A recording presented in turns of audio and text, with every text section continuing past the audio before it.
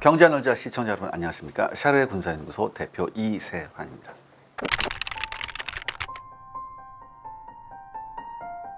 이게 어디서부터 어떻게 제가 설명을 드려야 될지 모르겠는데 일단 중요한 건 뭐냐면 지난 6월에 북한하고 러시아하고 조약을 맺었어요.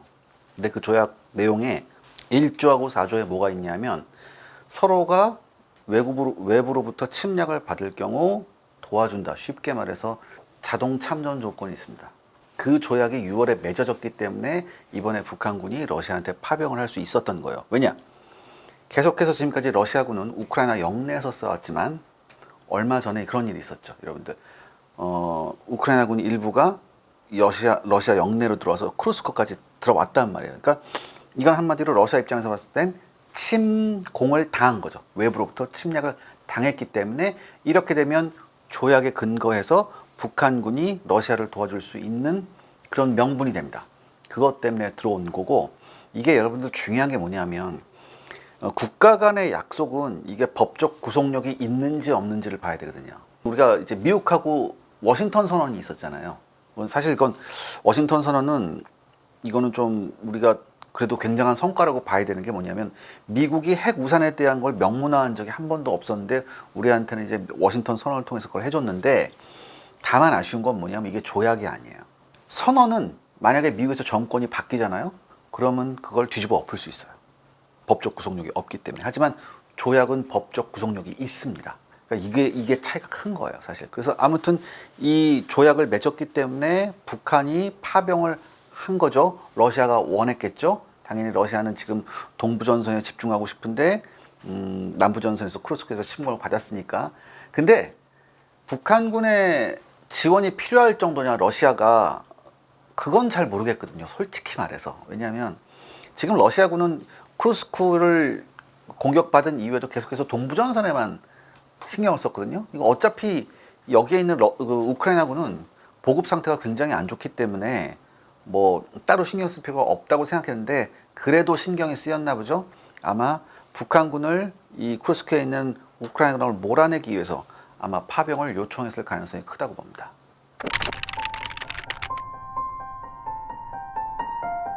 일단 북한이 러시아한테 파병을 했을 경우에 우리가 생각해 봐야 되는 게 뭐냐면 북한이 이제 실전을 치르는 거잖아요.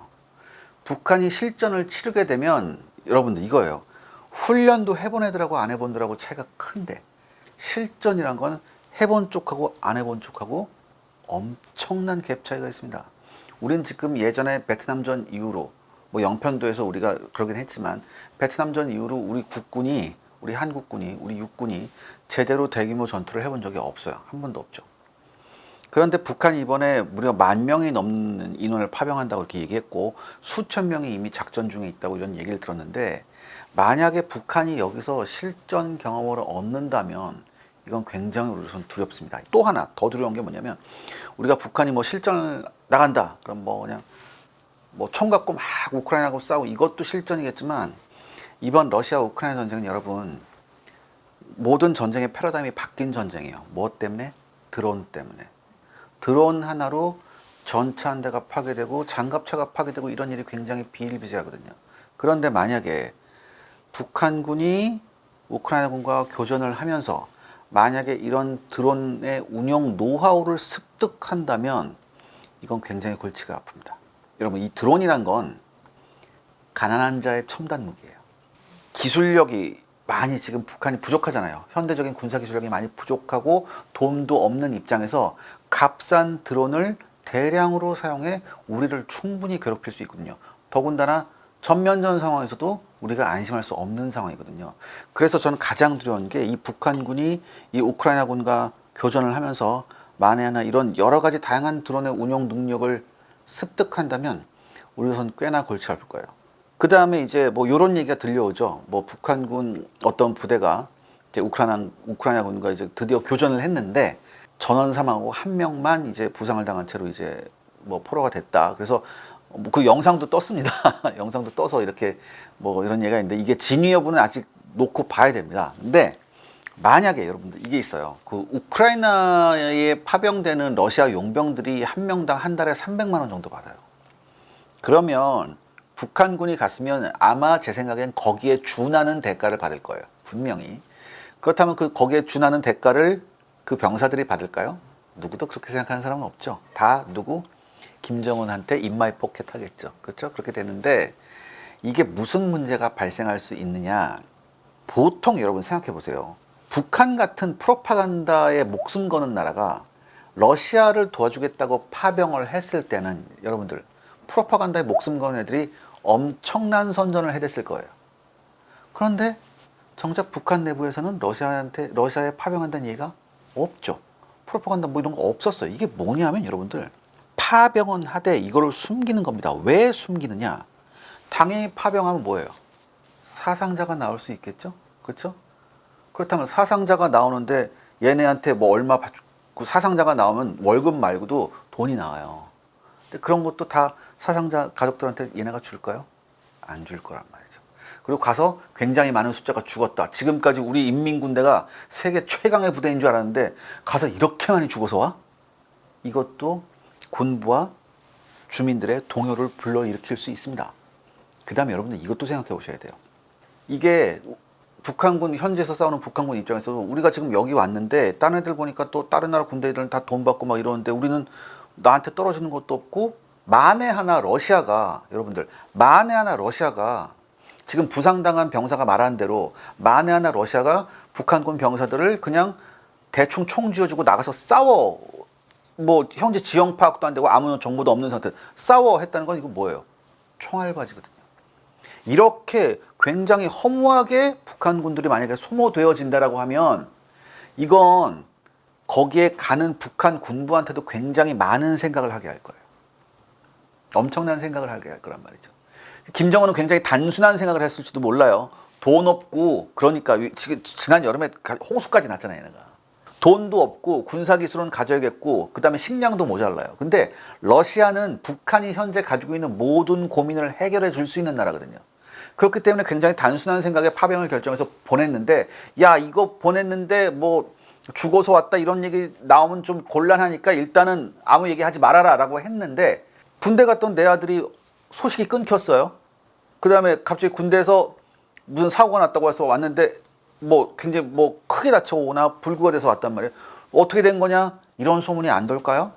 아무리 통제가 강한 사회라도 이런 소문이 돌 겁니다. 그 다음에 걔네들도 중국을 통해서 여러 가지 뭐 영상 매체 같은 게 많이 들어갔잖아요. 당연히 그런데 뭐 드라마나 이런 것만 들어가는 게 아니라 국제뉴스도 들어가요. 근데 거기서 김정은이 북한군을 파병해서 총알바지로 다 이렇게 됐는데 그 가족들은 보상도 받지 못하고 다 김정은이 인마이 포켓했다. 이건 지금까지 그 충성심을 한 번에 다 갈아엎어버리는 그런 효과가 있습니다. 그러니까 제가 생각했을 땐 이 김정은이 굉장히 섣부른 판단을 내린 것 같아요. 자기가 지금 필요한 게 있는데 이것을 맞바꾸기 위해서 피해 대가를 원할 거다. 그래서 했는데 나중에 만약에 이 모든 것이 그러니까 이게 일단 if예요. 만약에 북한군이 정말 보도대로 총알바지 같이 전선에 내몰면서 엄청난 피해를 받았다. 그렇게 해서 뭐 북한군이 실전 경험은 고사하고 실전 경험을 제대로 알려줄 사람이 없을 정도로 어마어마한 사상자가 났다. 이렇게 되면 오히려 이건 북한 정권한테 굉장히 치명적입니다. 그러니까 이게 뭐냐면 여러분들 러시아하고 우크라이나하고 전쟁하면서 왜 이렇게 사상자가 많은 줄 알아요? 우크라이나도 예전에 소련 연방이었잖아요. 얘네 전술이 러시아군하고 똑같아요. 근데 러시아군 전술이 뭡니까 여러분? 러시안 스팀롤러라고 해서 일단 밀어넣는 거예요. 기계화 부대하고 보병하고 합쳐가지고 야 일단 밀고 들어가자 이거예요. 우크라이나도 서방한테 지원받고 서방한테 교육받은 다음에 서방식으로 싸우다가 급해 맞으니까 다시 자기들 옛날 방법으로 돌아왔거든요. 그래서 서로 맞부딪히다 보니까 엄청난 피해가 났어요.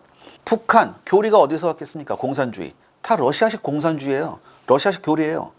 얘네들도 똑같단 말이죠. 쓰는 무기들도 비슷비슷하고 똑같으니까 막 이렇게 했잖아요. 그러니까 이런 식으로 나갔다가 만약에 다 여기서 굉장히 허무하게 목숨을 잃는다. 그리고 이 사실이 북한 내부에 만에 하나 굉장히 광범위하게 퍼진다. 이렇게 된다면 김정은은 그 어떤 때보다도 자기 정권의 위협을 느낄 겁니다. 그리고 이거는 사실 이렇게 사람 목숨이 일단은 이렇게 된 거잖아요. 사람 목숨이 대량으로 이렇게 만약에 희생돼서 이런 게 이렇게 왔다면 이거는 내부에서 어떤 혁명이 일어날지도 모르죠. 내부에서 급격한 변화가 일어날 가능성이 전 있다고 봅니다.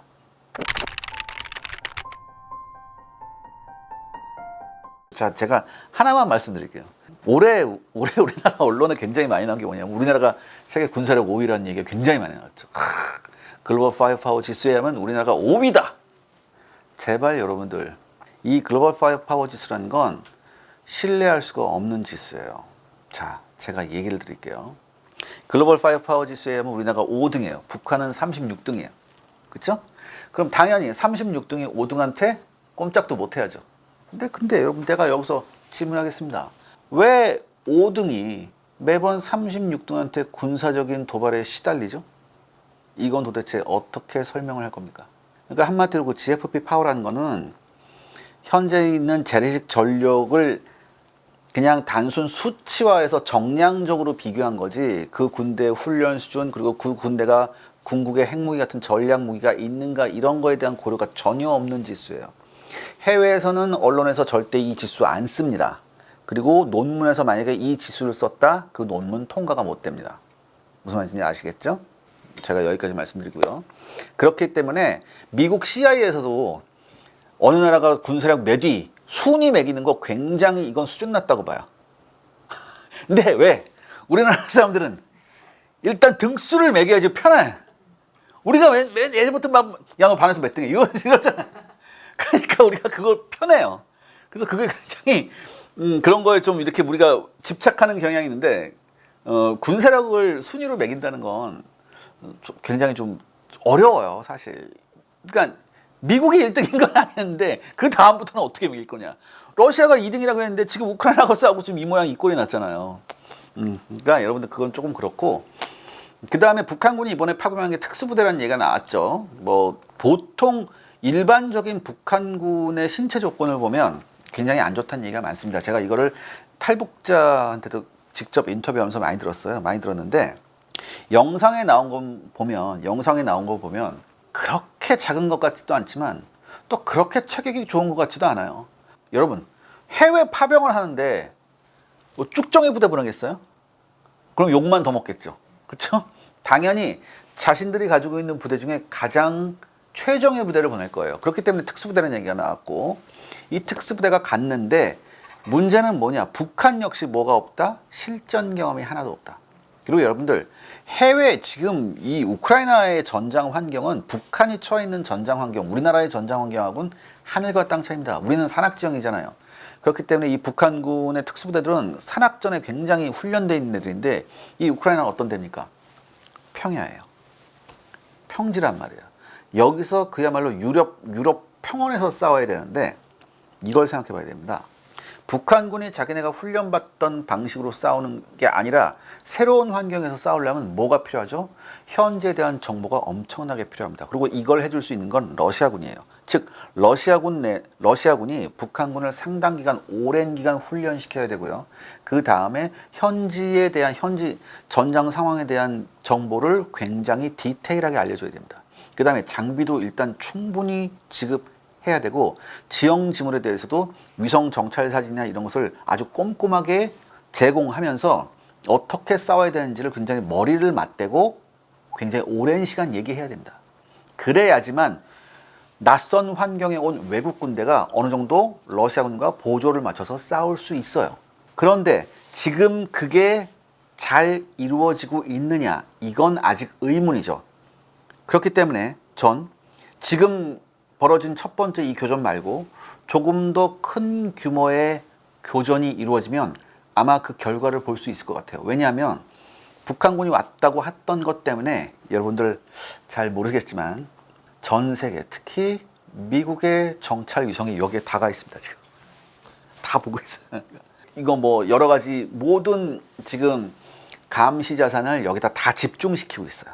그렇기 때문에 거기에 대한 진위 여부가 곧 나올 것 같고, 이 한 명 포로 얘기로서는 우리가 믿을 수 없죠. 그러니까 좀 더 대규모 교전이 이루어진다면 거기서 굉장히 많은 수의 포로가 잡힐 수 있고, 또 하나 조금 더 고위급이 잡힐 가능성도 있습니다. 병사가 아니라 일단 뭐 간부급이 잡혔을 때 그 사람들이 어떤 태도를 보이고 그 사람들이 어떤 말을 하는지 이거를 우리가 유심히 볼 필요가 있어요. 예를 들어서 포로가 한 명만 잡히잖아요. 포로가 딱 하나 잡혀요. 그러면 딱 한 명 잡힌 포로는 자포자기합니다. 왜냐하면 자기 혼자 딸랑 남잖아요. 그러면은 그냥 포기하고 상대방이 물어보는 대로 다 대답해요. 대부분. 그런데 포로가 만약에 집단으로 잡히잖아요. 그리고 집단으로 잡히면 거기 간부가 한 명 껴있잖아요. 그러면 그 간부가 명령 내릴 가능성이 굉장히 커요. 야, 너네 잡혀도 아무 소리 하지 말아라. 너네가 무슨 입만 뻥끗하면 조국에 있는 우리 가족들이 다 죽는다. 이런 식으로. 이럴 가능성이 크거든요. 그렇기 때문에 만약에 집단으로 포로가 잡혔을 땐 다 죄다 분리해 놔야 돼요. 잡히자마자 다 분리해 놔야 돼요. 잡히자마자 다 분리해 놓으면은 일단 사람이 어떻게 돼요? 불안해지거든요. 그리고 거기서 심하게 불안한 사람 한두 사람을 속아내서 거기서부터 시작하면 엮인 실타래가 줄줄줄줄 풀릴 가능성이 굉장히 많거든요. 그런데 이런 조금 그러니까 이런 좀 수준 높은 신문을 하기 위해선 우크라이나 사람들이 한국말 아는 사람이 별로 없을 거 아니에요. 그리고 한국말을 안다 하더라도 이렇게 고도의 신문을 하기는 힘들 거 아니에요. 그렇기 때문에 아마 우리나라의 힘이 필요하지도 않을까. 뭐 정부에서 뭐 그런 걸 예상을 해서 뭐 여러 가지 준비를 한다고 하는데 저는 우크라이나와 북한군이 교전을 해서 만약에 의미 있는 숫자의 포로가 잡힌다면 우리가 즉시 인원을 파견해서 여러 가지를 알아봐야 한다고 저는 생각합니다.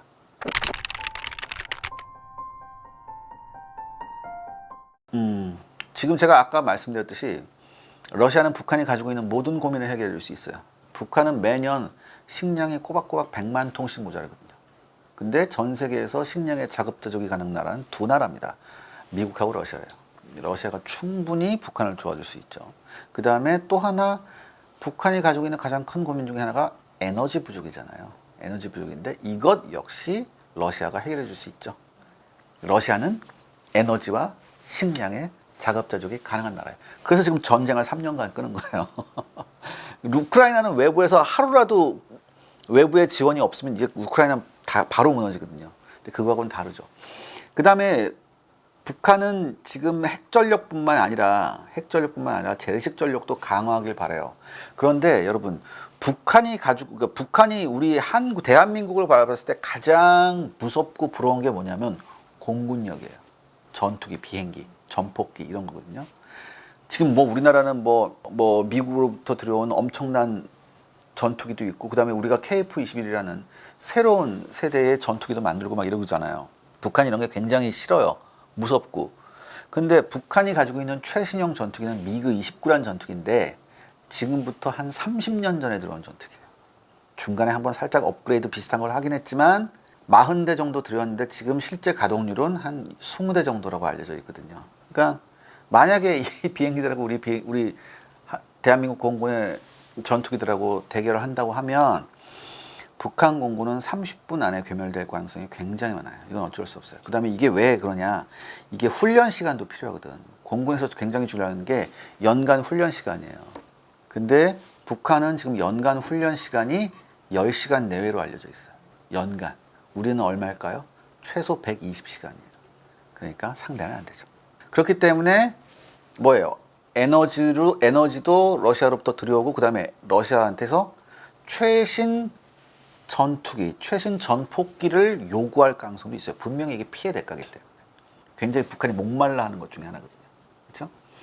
또 하나 이제 북한이 이런 얘기합니다. 북한이 전략미사일 북한이 ICBM 만들었다, 무스탄 만들었다, 화성 15호 만들었다, 이런 얘기 굉장히 많잖아요. 그런데 아직 서방은 북한이 만든 ICBM, 즉 대륙간 탄도미사일 10,000km 이상 날아가는 대륙간 탄도미사일 기술에 대해서는 굉장히 회의적인 시각으로 볼 수 있습니다. 왜?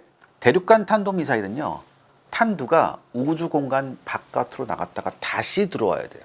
이걸 보통 재진입이라고 하는데 문제는 이 재진입에서 엄청난 열이 발생합니다.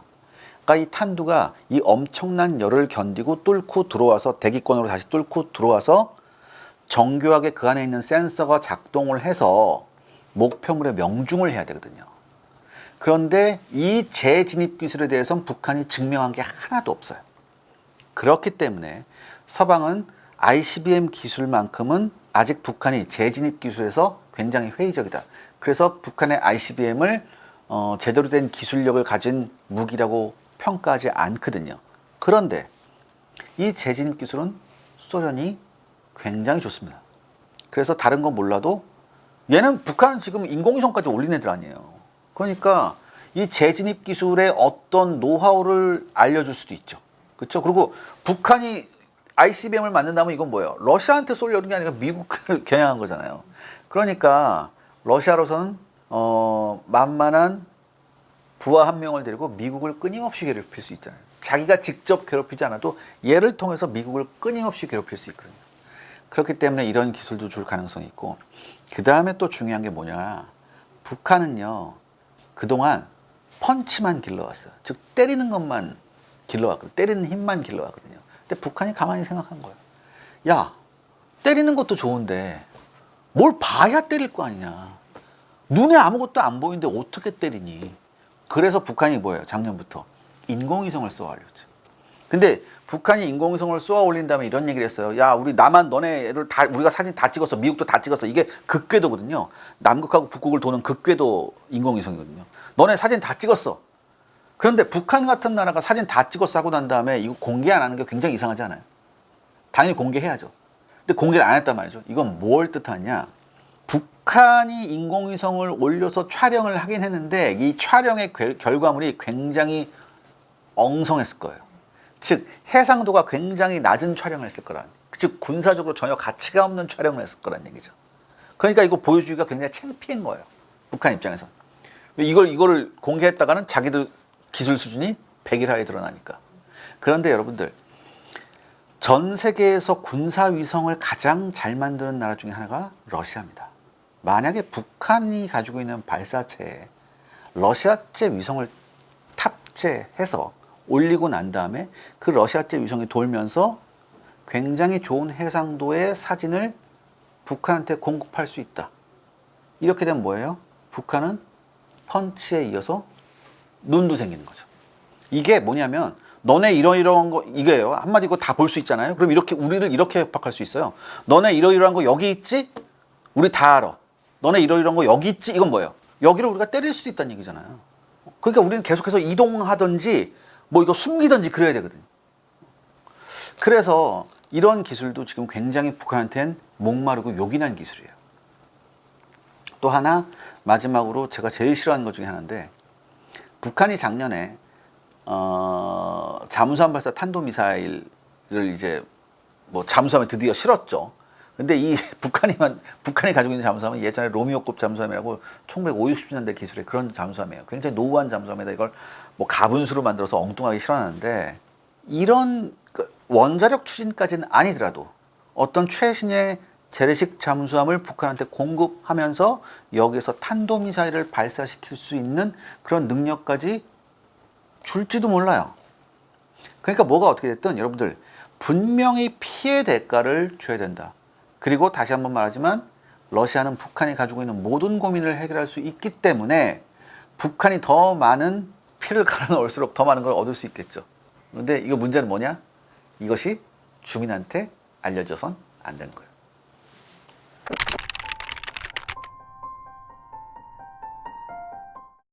비공식적으로 참관단은 다 많이 보냈어요. 우리나라가 하나도 안 한 거지. 우리나라가 일도 안 했어요. 사실 이건 군 내부에서도 비판이 많이 나왔어요. 사실 그동안. 그리고 이걸 생각해 보셔야죠. 지금 러시아 우크라이나 전쟁은 지금 여러 가지 기존 전쟁의 패러다임을 다 바꾸고 있는 전쟁인데 이걸 제대로 가서 보지 않는다. 굉장히 심각한 문제입니다. 그리고 이걸 공식적으로 얘기하기 전에 비공식적으로도 갔었어야죠. 우리의 외교를 다시 한번 돌아봐야 돼요. 즉 6월에 북한하고 러시아하고 군사 동맹 수준의 조약을 맺었으면 여기에 따른 어떤 근본적인 대책이나 향후 어떤 일이 벌어질지도 모른다는 거에 대한 이런 게 좀 있어야 되는데, 지금 막상 이런 일이 벌어지고 나서는 정부가 사실 솔직히 말해서 우왕좌왕하는 모습을 보이잖아요. 그럼 거기에 대해서 플랜 A, B, C가 없었단 얘기예요. 외교적으로 전혀. 저는 사실 개인적으로 그렇게 생각하거든요. 여러분, 예전에 우리가 90년대에 냉전 무너지면서 우리가 러시아하고 불공사업이란 거 했잖아요. 러시아제 무기 들여온 사업이 있었다고요. 그때 우리가 러시아하고 갖고 있었던 암묵적인 하우스룰이 뭐였냐면 더 이상 이제부터는 북한한테 러시아제 최신 무기를 넘겨주지 않는다예요. 그게 지금까지 지켜져 왔었다고요. 지금까지 지켜져 왔었어요. 근데 이번 전쟁을 계기로 굉장히 이런 게 불안해졌었잖아요. 불안해졌었는데 그러면서 우리나라의 대러시아 외교가 거의 실종되다시피 했었거든요. 그런데 여러 가지 전쟁이 흘러가는 상황이 미묘해지면서 러시아가 북한한테 파병을 요청했고 북한이 파병을 했어요. 파병이라는 건 여러분들 우리나라 동명부대가 파병하듯이 그런 파병이 동명부대는 안정화 작전을 하는 부대지 전투하는 부대는 아니잖아요. 근데 얘네는 전투를 하러 들어갔다고. 직접 피를 흘리러 들어갔단 말이죠. 그렇다면 여기에 대한 대가는 러시아가 확실히 지불해 줘야 돼요. 그렇기 때문에 전 이게 굉장히 큰 사안이다. 그렇다면 이 굉장히 큰 사안이 여기까지 왔다. 그렇다면 여기까지 올 때까지는 우리가 너무 조금 제 개인적으로 좀 나이브한 생각을 하지 않았냐. 대러시아 관계나 뭐 이런 것도 등등등등등등이. 그러니까 지금이라도 다시 한번 좀 정비를 하고 뭐 원론적인 얘기를 드릴 수밖에 없지만 이제부터는 조금 더 훨씬 냉정한 판단을 해야 될 것 같아요. 어떤 냉정한 판단을 해야 되느냐? 그건 뭐 저보다 외교가 더 잘 알겠죠. 작년 10월에 이스라엘과 하마스의 전쟁이 일어나면서 사실 미국의 포커스는 우크라이나에서 중동으로 옮겨갔어요. 그건 사실 누구나 다 알잖아요. 사실. 그리고 그 이후에 우크라이나에 대한 지원 규모도 예전 같지가 않고 분위기도 예전 같지가 않죠. 트럼프는 당장 종전시킬 수 있다 이렇게 얘기하죠. 그리고 제 생각에 더 이상 예전과 같이 미국이 우크라이나를 도와주기 쉽지가 않을 거예요. 지금 여러분들 하마스하고 이스라엘하고 전쟁을 하면서 지금 하마스는 어떤 상태 같아요? 여러분들? 반신불수? 뇌사 상태예요. 거의 없어졌어요. 종전협상 맨날 한다 하는데 종전협상 안 되죠. 이유가 뭘 것 같아요? 이스라엘이 하마스하고 종전협상을 하면서 가장 큰 요구사항, 어젠다가 뭐냐면 인질석방이에요. 인질석방이거든요. 근데 제가 생각해 인질 다 죽은 것 같아요. 가자지구 터널에 인질을 끌고 다녔거든요. 하마스가. 1년이 넘었어요. 여러분들. 지하실에서 사람들 끌고 다니고 왔다 갔다 하면서 거기서 몇 명이나 버틸까요? 그렇기 때문에 지금 종전이 안 되는 것 같아요. 이스라엘 그거 모를까요? 알고 있어요. 알고 있는데 지금 이스라엘, 특히 이스라엘의 네타냐후 총리 입장에선 전쟁이 길어지는 게 자기 자신한테 굉장히 유리하잖아요. 네타냐후는 총리를 3번째 했죠. 이번에 3번째 했는데 하마스와의 전쟁이 일어나기 전까지 네타냐후는 탄핵 직전에 몰렸어요. 처갓집이 연루된 비리가 어마어마합니다. 그래서 감옥 가기 직전이었거든요. 감옥 가기 직전이었는데 전쟁이 터졌어요. 네타냐후는 제 개인적으로는 어떻게 생각해요? 네타냐후는 야훼가 존재하는구나. 그래서 야훼가 지금 나를 구원해줬구나라고 생각했을 거예요. 그래서 사실 하마스의 전쟁도 굉장히 일찍 끝낼 수 있었는데 굉장히 질질질 끈 것 같고요.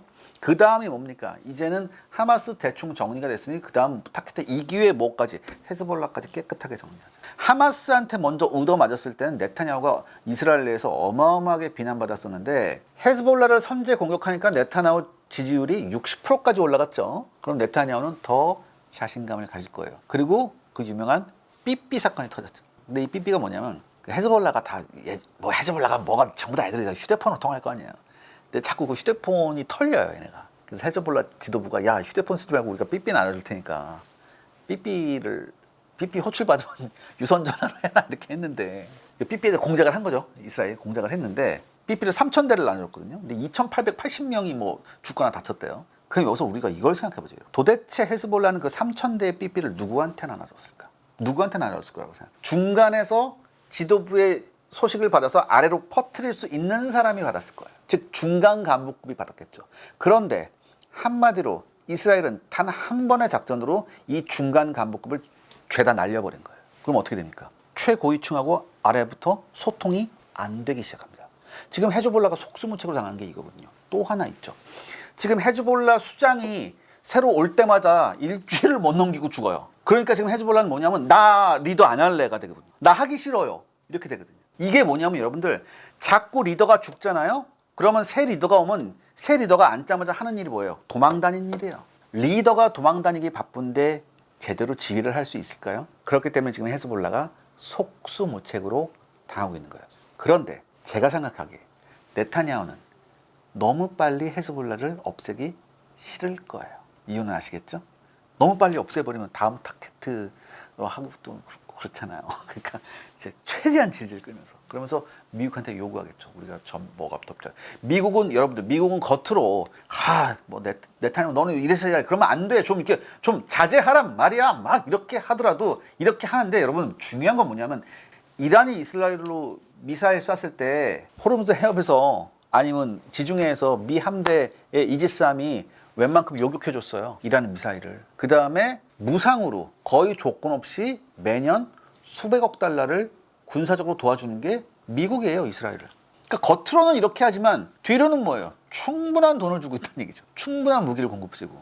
여러분들이 미국이라면 우크라이나하고 이스라엘 놓고 봤을 때 누굴 우선순위 두겠어요? 당연히 이스라엘이죠. 그렇기 때문에 저는 앞으로 우크라이나에 대한 지원은 예전 같지 않을 거다. 그렇게 된다면 러시아 우크라이나 전쟁은 이제까지와는 달리 더 이상 질질 끌 수 있는 동력이 없어질 거다. 저는 그렇게 생각해요. 그리고 미국의 새로운 서포트의 포인트는 이스라엘로 이제 넘어갔죠. 그래서 이스라엘은 충분한 시간을 갖고 헤즈볼라를 완전히 씨를 말릴 거예요. 그리고 그 다음 타겟은 이란이죠.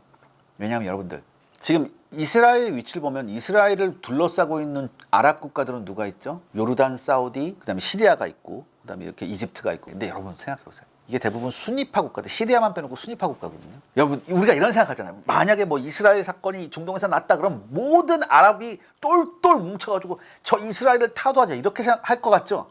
전혀 아니에요. 이스라엘하고 가까이 있는 순위파 국가들은 그 어떤 국가도 이스라엘하고 싸우기가 싫어요. 왜? 싸우면 얻어맞으니까. 못 이겨요. 얻어맞기 바쁘죠, 싸우면. 그러니까 이스라엘 오케이 나 안 볼래 너 뭐 이런 식이에요. 그러니까 그 어떤 나라도 감히 이스라엘하고 맞짱을 못 듭니다. 그 다음에 중요한 아랍권 중에 뭐가 있어요? 시아파가 있죠. 이른바 이란, 이라크, 시리아까지 연결되는 시아파 벨트. 레바논까지. 그리고 여러분 레바논도 전체가 시아파가 아니라 시아파 거주 구역만 있어요. 그거 거기가 시아파라고 헤즈볼라 있는 애들. 그런데 대충 헤즈볼라 정리하고 나서 나머지 순위파 애들 주변에 있는 나라들 뭐 신경 쓸 거 있어요? 없어요. 이미 UAE나 바레인하고는 수교까지 했잖아요. 사우디하고는 수교 직전까지 갔었고. 다음 타겟은 시아파의 저장 이란인데 이스라엘과 이란은 1700km가 떨어져 있습니다. 전면전이 불가능하죠. 전면전이 불가능해서 서로 미사일만 쏘고 있고 막 이런데 이란은 헌법에서 이미 이스라엘 걔네 헌법에 이스라엘을 불공대춘의 원수로 규정을 해놨습니다. 그래서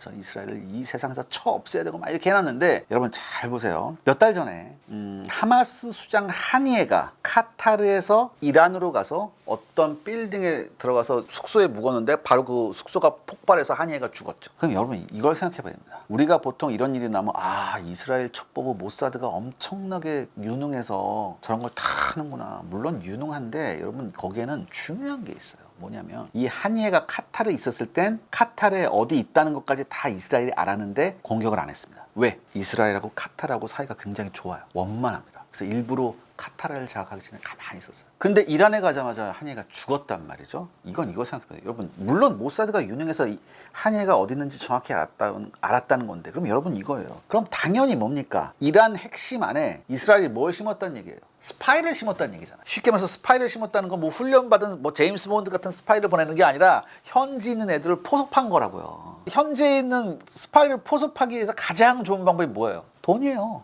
딴 거 없어요. 돈이란 말이에요. 돈이에요. 하마스 작살난 거, 헤즈볼라 작살난 거, 이스라엘 그 모사드가 공작을 얼마나 했겠어요. 여기 안에 어마어마한 뭐가 있었죠? 어마어마한 스파이들이 있어서 그 정보를 다 알려줬기 때문에 하마스 작살났고 그 다음에 헤즈볼라 뭐예요? 헤즈볼라 수장이 새로 뽑힐 때마다 죽잖아. 이건 뭐예요? 이 헤즈볼라 안에도 어마어마한 이스라엘 첩보원이 있었다는 얘기예요. 그럼 여러분 이거 생각해봐야죠. 여기서 경제가 나옵니다. 이스라엘하고요 하마스하고는 경제력이 몇 배 차이가 날까요? 여러분들 1000배가 차이가 나요. 그럼 이스라엘 사람 손에 $100하고 가자 지구에 있는 사람 손에 있는 $100하고 같은 가치일까요? 절대 아니겠죠. 헤즈볼라 봅시다. 이스라엘하고 헤즈볼라하고는 경제력 차이가 얼마나 날까요? 100배가 납니다. 그럼 제가 여기서 픽션을 말씀드릴게요. 여러분 재밌으라고. 헤즈볼라 중간 간부가 하나 있습니다. 맨날 테러만 하고 그러다 보니까 뭐 집구석이 제대로 돌아가겠어요? 그냥 마누라 바가지 긁고 애 조그만 거 하나 있는데 뭐 신발도 다 떨어지고 뭐 내일 모레 학교 가야 되는데 가방도 없고 막 이래요. 맨날 테러만 하고 다녔으니까. 그런데 어느 날 와서 뭐 이렇게 동네 뭐 장사하는 사람인데 와서 야, 넌 참 괜찮은 사람 같은데 내가 참 넌 식구도 그렇게 사는 거고 내가 좀 그렇다. 그러면서 그냥 $100짜리 하나 슬쩍 꽂아준 거야. 야, 너 나한테 왜 이래? 야, 그냥 받아. 그냥 친구 주니까. 나 너한테 아무런 바란 것도 없어. 그냥 가버렸어. 고민하겠죠. $100 받은. 야, 제가 나한테 이걸 왜 줬지? 왜 줬지 하고 이걸 들고 집에 왔는데 마누라 눈이 커진단 말이에요. $100짜리 보니까. 그래서 일단 줬어요. 줘봤더니 자기가 지금 겪고 있던 웬만큼의 고통이 해결되는 겁니다. 그리고 애가 새 신발을 신고 가방을 메고 학교에 갈 수 있어요. 아무리 이슬람 원리주의 뭐 이런 거에 경도됐다고 하더라도 사람은 똑같거든요. 그러면 이래요. 다음에 와서 얘가 또 찔러주고 막 이렇게 또 이렇게. 그때부터 얘가 알라예요, 이 사람한테. 안 그래요? 그때부터 얘가 알라요, 달러가 알라예요. 충분히 이런 신뢰관계를 쌓은 다음에 슬쩍 얘기하겠죠. 야, 나 사실은 저기 있는 거 저거 내가 자기가 뭐 이스라엘 첩보라는 얘기도 안 하고 너네 이렇게 몇 시에 모이고 이런 거 좀 궁금한데 언제 모여? 그럼 그 말을 들은 얘가 모를까? 알걸요? 근데 이미 얘가 알라잖아요. 한 2시쯤 돼. 이때부터는 다 술술 풀린 거예요. 즉 다시 말해서 상대편의 스파이를 씹는 가장 좋은 방법은 돈이에요. 이것 때문에 지금 하마스고 다 작살나고 헤즈볼라고 다 작살났어요. 이란하고 이스라엘 1인당 GDP를 비교해보면 이스라엘이 이란의 11배가 많습니다. 그렇기 때문에 이스라엘은 충분한 자금력으로 이란에 굉장히 많은 스파이를 심어둘 수 있는 거예요. 그 증거가 바로 한이의 사망이죠.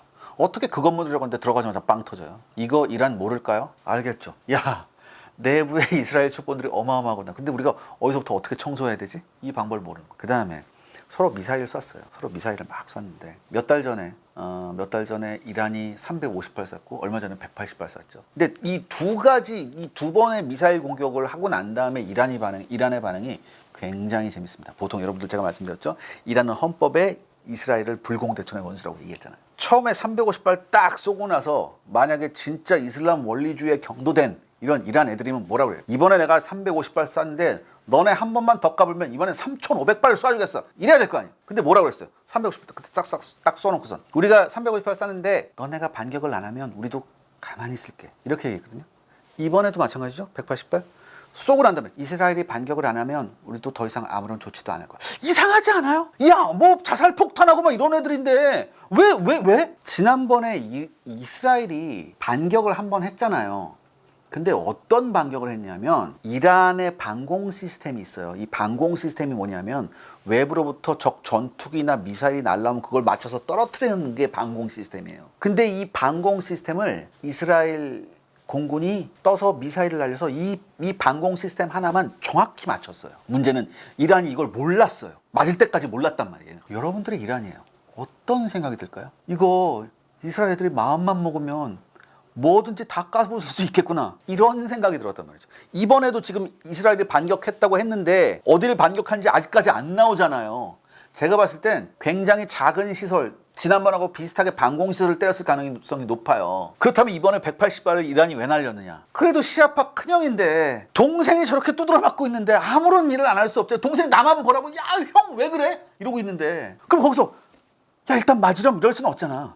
그렇잖아요. 알았어, 형이 대신 때려줄게. 그러면서 내부적으로 얘기했죠. 야, 지난번에 350발 쐈는데 이번 어떡하지? 반만 쏩시다. 이렇게 했을 수도 있어요. 왜 줄어드냐고 자꾸 미사일 발사 수가. 이상하잖아요. 그러니까 이란도 무서운 거예요. 그리고 경제력 차이도 아는 거고요. 지금 그리고 여러분 이란 경제 지금 난리 났습니다. 얘네 청년 실업률이 뭐 한 40% 돼요. 그러니까 얘네 난리 났거든요, 얘네들.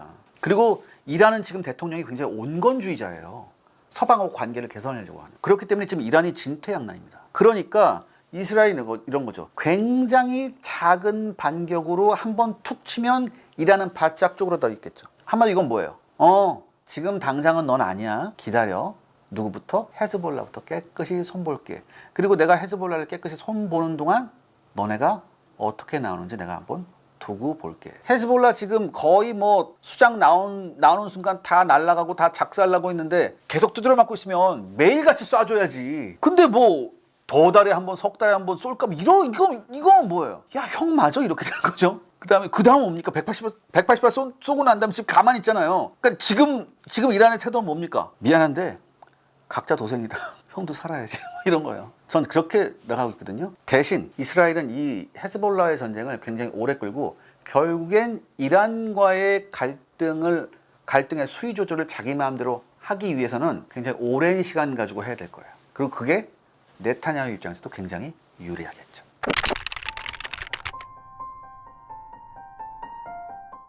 이거부터 말씀드릴게요. 현무는 벙커버스터예요. 쉽게 말해서 땅속을 뚫고 들어가서 땅속에 있는 구조물을 박살내는 그런 미사일입니다. 그런데 현무가 나오기 전까지 세계에서 가장 큰 벙커버스터는 미국이 갖고 있었어요. GBU-57이라고 항공기에서 떨어뜨리는 그런 벙커버스터인데 얘가 땅에 딱 박히잖아요. 그럼 60m를 뚫고 들어갑니다. 60m면 여러분들 60m? 어느 정도야? 20층 건물 높이에요. 60 딱 뚫고 들어가서 거기서 빈 공간을 딱 만나면 거기서 꽝 터져요. 꽝 터져요. 그렇죠? 근데 현무는 확실히 미국이 가지고 있는 이 GBU-57보다 위력이 강력합니다. 그러니까 몇 미터 뚫고 들어가는지는 정확히 안 나오는데 여러 가지 전문가들 사이에서는 의견이 분분한데 최소한 150m까지 뚫고 들어가지 않겠느냐. 그럼 도대체 왜 현무를 그렇게 만들었을까? 이거 현무가 나오고 나서 중국의 반응은 뭡니까? 중국은 얘를 ICBM으로 왔어요. 야, 우리 ICBM이 더 큰데? 이렇게 했고 미국은 야, 무슨 재래식 탄도미사일 저렇게 오버스펙으로 만들어? 돈이 나가더라? 이런 식으로 얘기했거든요. 근데 우리는 의도가 확실했죠. 벙커버스터예요. 왜냐하면 북한의 모든 시설이 지하에 있잖아요. 더군다나 김정은이 도망가는 데는 굉장히 지하 깊숙이 있겠죠. 더군다나 핵시설도 지하에 있잖아요. 이 모든 것을 유사시에 한 발에 무력화시키기 위해서는 이런 현무 같은 타입의 엄청난 크기의 벙커버스터가 필요한 거죠. 탄두가 8톤이에요. 탄두가 8톤. 그리고 이 탄두가 8톤이란 건 이런 뭐냐면 이 탄두가 뭐냐면 그 중에 한 6톤 정도는 엄청나게 굉장히 단단한 강철 덩어리고 2톤만 폭약이에요. 그렇게 추정이 되어지거든요.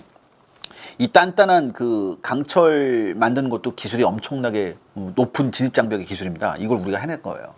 자, 근데 그렇다면 왜 이렇게 우린 괴물 미사일을 만들어야만 했을까? 제가 말씀드렸죠. 이제 뭐 모든 북한의 중요 시설들이 다 지하에 있으니까. 근데 북한도 이걸 알아요. 이게 여러분들 벙커버스터는 땅을 뚫고 들어가서 빈 공간을 만났을 때 터집니다. 그러니까 왜? 빈 공간이 뭐니까? 거기에 무슨 시설이 있는 거니까. 빈 공간을 만날 때 터져요.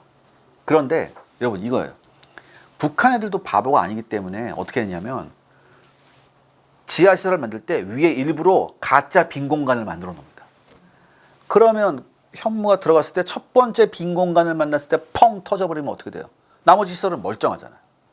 그래서 8톤의 탄두 중에서 6톤은 단단한 강철이고 2톤은 폭약이에요. 이 폭약이 뭘 하냐? 인공지진 효과를 일으킵니다. 인공지진 효과를 일으키면 어떻게 돼요? 모든 출구 같은 게 다 무너져 내리겠죠. 그럼 뭘 할 수 있죠? 생매장시킬 수 있습니다. 아까 GBU-57 얘기했죠? GBU-57의 탄두는 정확한 숫자가 안 나와 있는데 미국이 가지고 있는 GBU-57의 탄두 중에 1톤이 폭약이거든요. 근데 그 1톤의 폭약만으로도 엄청난 인공지진 효과를 낼 수 있다는 결과가 나왔어요. 그렇다면 우리 현무는 걔보다 훨씬 탄두도 무겁고 폭약은 2배잖아요. 그럼 현무가 낼 수 있는 인공지진 효과는 어떨까요? 우리가 생각하는 것보다 굉장한 인공지진 효과가 있을 거다. 그 때문에 효과가 굉장히 클 거라고 봅니다. 즉 우리나라만 가지고 있는 벙커버스터 전용의 괴물 미사일이죠.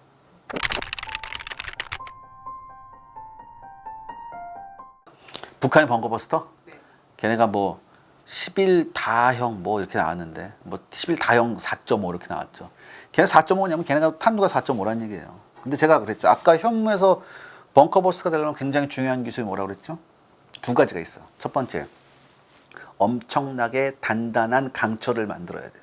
근데 지금 북한이 가지고 있는 금속 가공 기술상 이런 강철을 못 만듭니다. 그리고 이런 강철을 수입할 수도 없습니다. 2번째, 제가 또 말씀드렸죠. 벙커버스터는 어떻게 땅을 뚫고 들어가서 빈 공간을 만났을 때 센서가 작용하면서 터져야 된다. 굉장히 진입장벽이 높은 기술이거든요. 이 기술도 북한이 가지기 힘든 기술입니다. 그래서 북한은 대한민국이 저런 걸 가지고 있으니까 우리도 가지고 있다 보여주기만 한 거지 이거의 실제 성능은 절대 현무를 따라갈 수 없다고 저는 판단하고 있어요. 현무가 지금 봤을 때 세계적으로도 그럼 거의 세계 최고의 벙커버스터. 세계 최고의 벙커버스터. 작살나요. 아, 죄송합니다.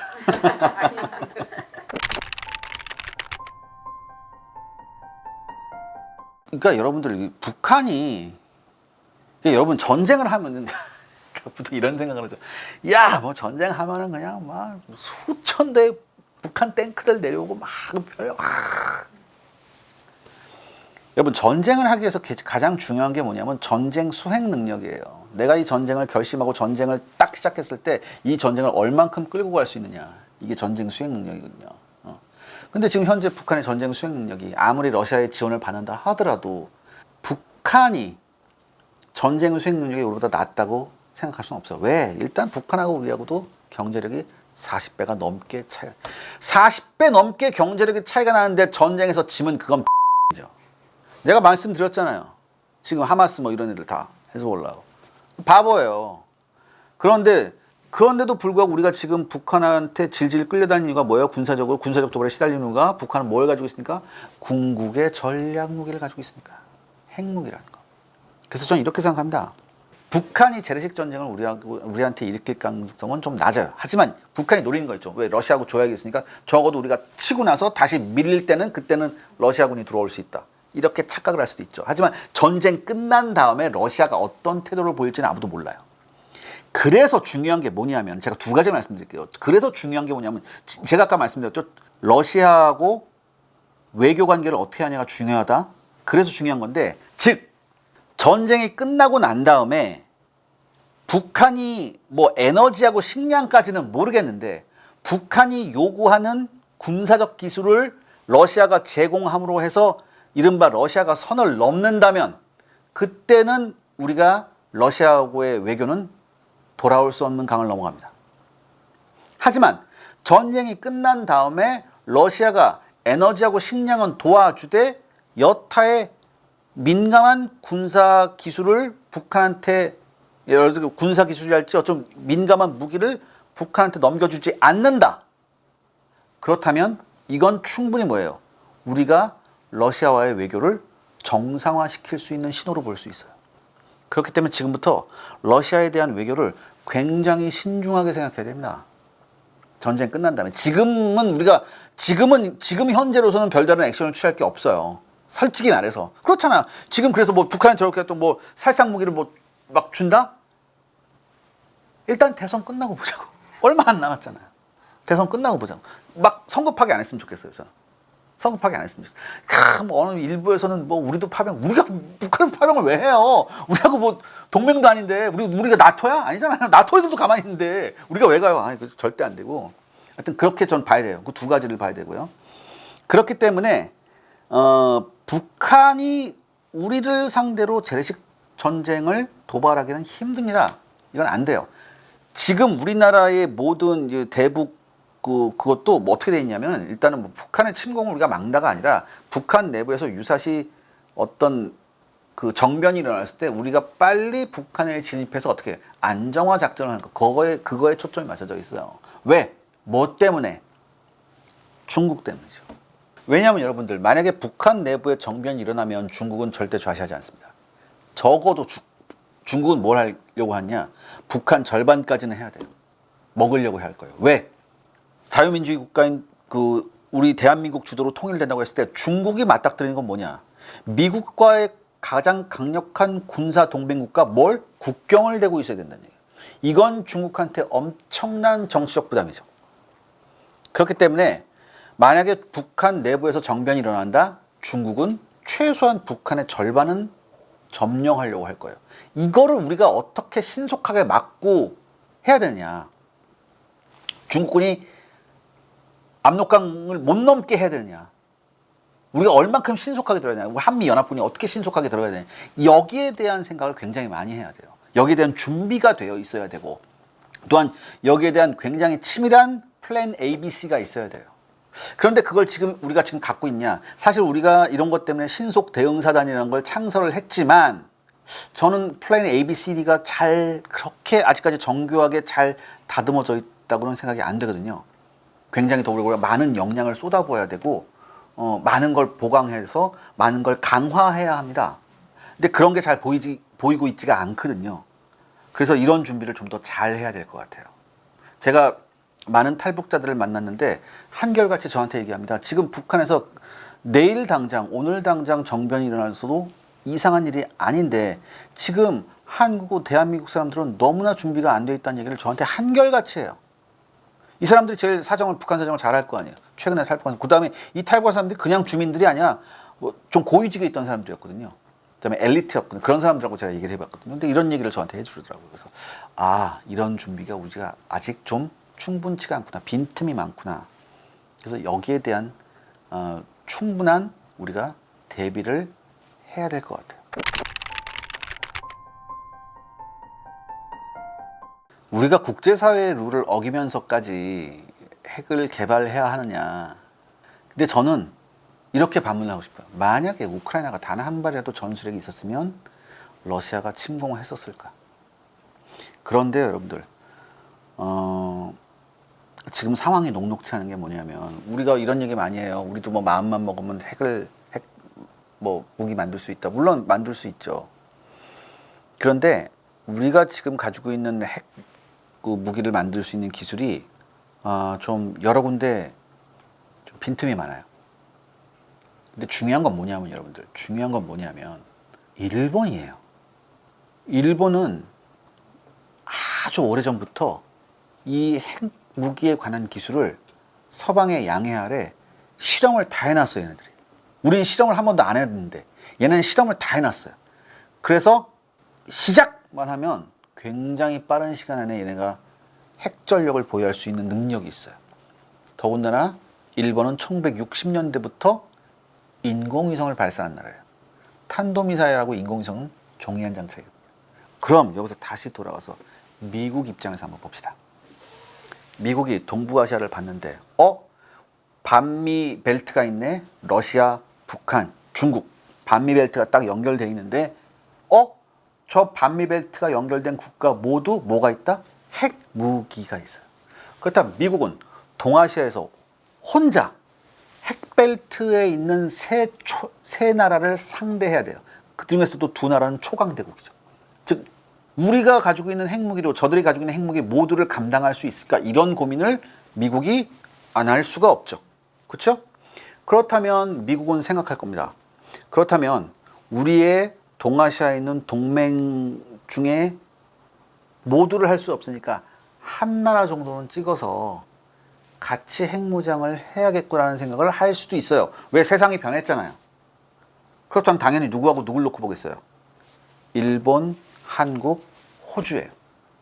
근데 호주에는 이미 핵 추진 잠수함 기술을 공급했죠. 제공한다고 했죠. 그 다음에 실질적으로 핵무기를 만든다. 근데 제가 방금 뭐라고 했습니까? 핵무기를 제조하는데 우리는 기술적으로 빈틈이 많아요. 그래서 제대로 된 핵무기를 양산하려면 시간이 굉장히 오래 걸려요. 10년까지 보는 사람도 있어요.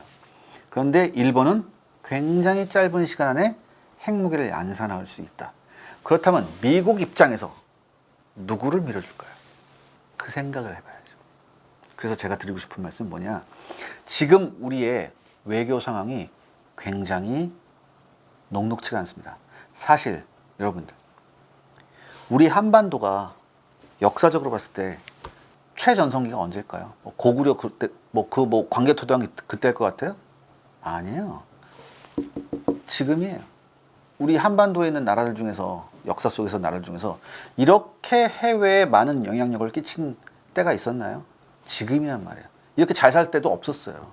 지금이 우리의 전성기예요. 문제는 뭐냐면 이런 전성기가 굉장히 짧게 끝나느냐 아니면 한 세기 정도 하면서 어느 정도 기초 체력을 충분히 키울 수 있는 그런 영원한 선진국 클럽이 되느냐, 지금 그 기로에 놓여 있거든요. 그렇기 때문에 그 어느 때보다도 정치적 역량, 외교적 역량, 또한 군사적 역량이 필요할 때입니다. 이걸 어떻게 균형을 잘 맞춰서 어떻게 해야 되느냐, 거기에 대한 정말 우리나라의 모든 오피니언 리더들이 모여서 좋은 결론을 내주셨으면 하는데 아무튼 제가 여러분들한테 드리고 싶은 말씀이 뭐냐? 지금 그만큼 굉장히 엄중한 상황에 우리가 놓여 있다. 그것만큼은 사실입니다.